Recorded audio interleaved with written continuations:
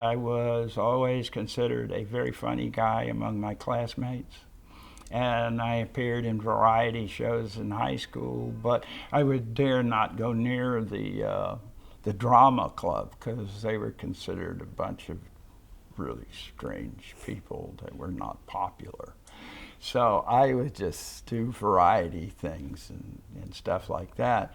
Um, when I got to college, I started, I thought I was going to go to law school. I lived with a couple of law students, realized almost instantly that that wasn't for me. And about that time, the idea of going to Hollywood or New York or say, it was beyond my wildest dreams. But about that time, commercials started being really funny and cool. Volkswagen, Alka-Seltzer, and they were kind of cooler than the shows. And I thought to myself, maybe I could get into advertising. I could do that.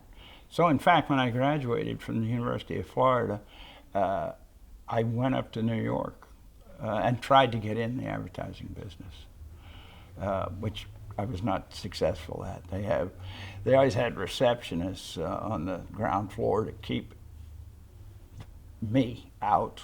I was a perfect description of, and by the way, I had no contacts or anything, and I think the ad agencies, the madmen of that day, it was kind of a clubby, Ivy League-ish kind of. Better have gone to Dartmouth than the University of Florida. Better have known people in New York than not know a soul in New York, and that was going on. But advertising, but it was changing. A lot of guys that had never been near an Ivy League school, and women the same way, Italians and Greeks and Irish, all that, they were coming in and doing some fantastic graphics and television and radio and print stuff. And it was a real creative explosion at the time. And it was a pretty hip thing to be in advertising. So when it didn't work out in New York, what did you do next? Well, I finally found a job.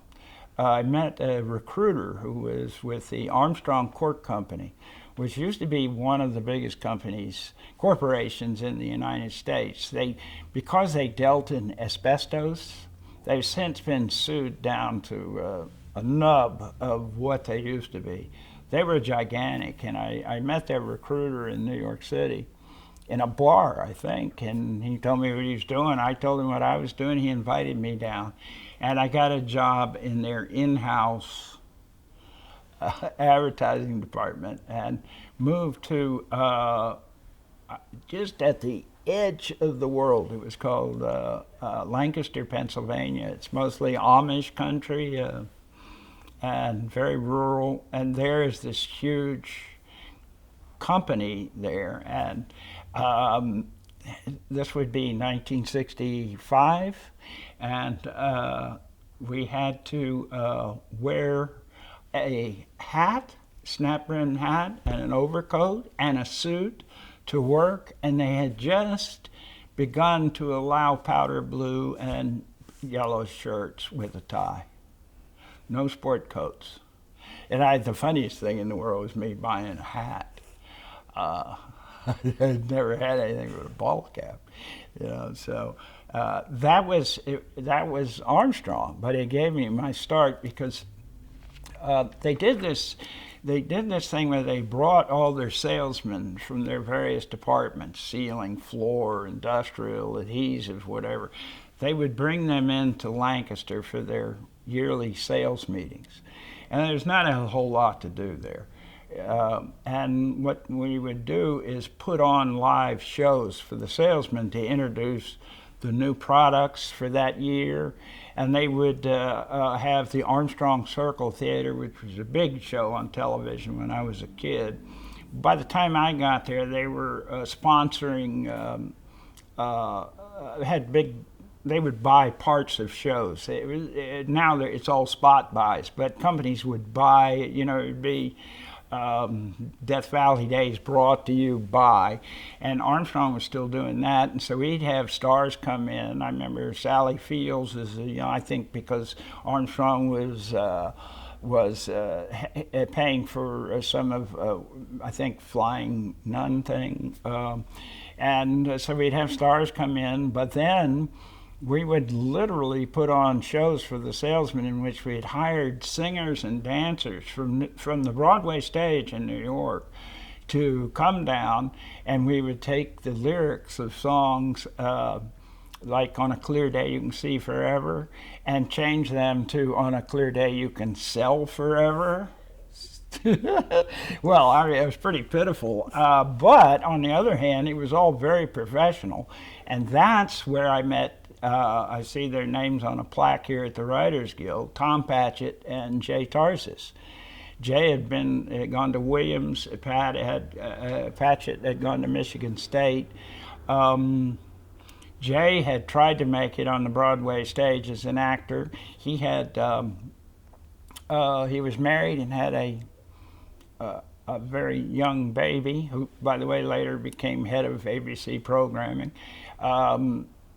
He needed work. Patchett was just married. So they came down to work at Armstrong really because of their stage and drama backgrounds. And that's how we all met. And after about a year, about the time I was really I got to get the hell out of here. I wanted to go to Atlanta, which is kind of the Paris of the South, as you went. And I was going to go down there and get in the advertising business. But before that happened, Tom and Jay put together a two-man comedy act, which they'd try out at parties and whatnot. And then they started getting booked in nightclubs in the area, and the Foreign Legion Club, whatever. And I would go with them, kind of as their technical man, which was to run the lights and try to start the laughing, and I'd go and hopefully get everybody else in it. But they went on to attempt a career in comedy. I split for Atlanta and went to work for an advertising agency down there called Burton Campbell, a very strong regional advertising agency, which before I left, after 10 years there, was Burton Campbell Wilson.